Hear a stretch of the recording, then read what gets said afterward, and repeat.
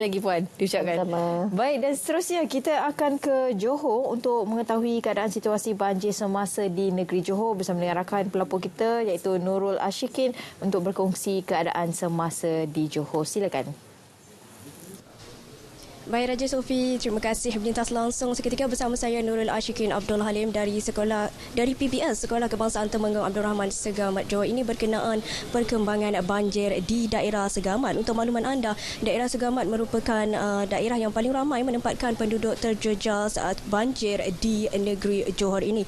Yang mana menurut kemaskini Jawatan Kuasa Pengurusan Bencana Daerah, lebih 12,000 penduduk terjejas daripada lebih 3,500 keluarga ditempatkan di PPS di daerah ini setakat jam 8 pagi tadi. Jadi untuk berkongsi situasi terkini banjir di daerah Segamat, saya bersama dengan pegawai daerah Segamat, Tuan Muhammad Masni Wagiman. Baik, terima kasih Tuan sudi bersiaran bersama kami pada pagi ini. Mungkin Tuan boleh kongsikan situasi terkini banjir di daerah Segamat ini.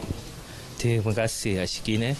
Sebagaimana yang dinyatakan tadi, situasi banjir di daerah Segamat pada masa ini masih dalam keadaan yang agak kritikal lah, di mana jumlah mangsa banjir yang ada pada masa ini sebanyak 12,221 mangsa, melibatkan 3,518 keluarga, dan dari segi rekod 85 PPS atau pusat pemindahan sementara yang telah wujud, tetapi 6 telah ditutup, 79 masih beroperasi, dan kita harap akan ada banyak lagi PPS terutamanya di kawasan Labis dan Caah yang akan ditutup.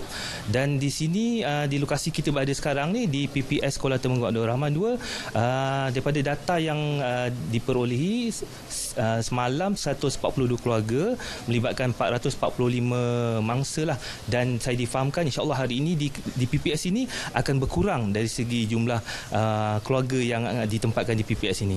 Jadi dari segi cuaca, malam tadi hujan masih turun di kawasan Bandar Segamat lah, walaupun tidak begitu lebat, tetapi saya lebih merisaukan tentang paras air di sungai-sungai utama, di mana daerah Segamat secara keseluruhan kita ada 6 sungai utama yang kita perlu pantau, termasuk oleh pihak JPS lah, di mana 3 sungai di bahagian selatan Segamat telah kembali kepada paras normal, di mana penduduk-penduduk atau mangsa banjir di kawasan Caah banyak yang telah surut kawasan air di kawasan rumah mereka.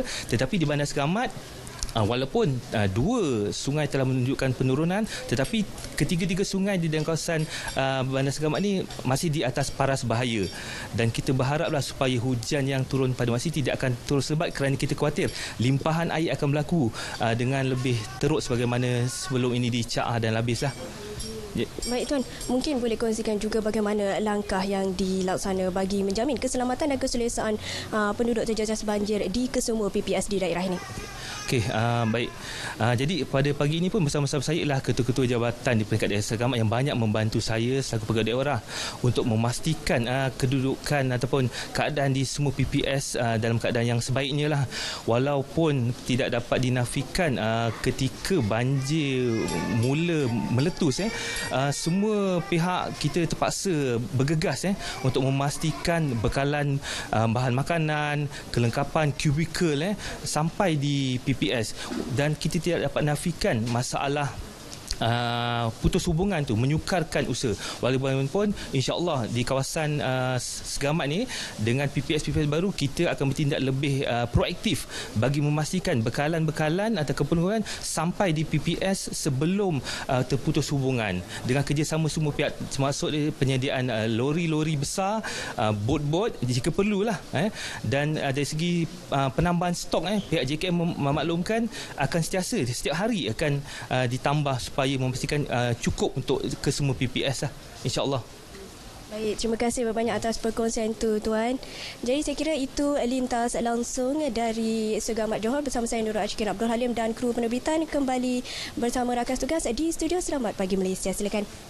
Terima kasih banyak-banyak rakan kami di negeri Johor. Itu dia cerita pagi di negeri Johor. Baiklah, untuk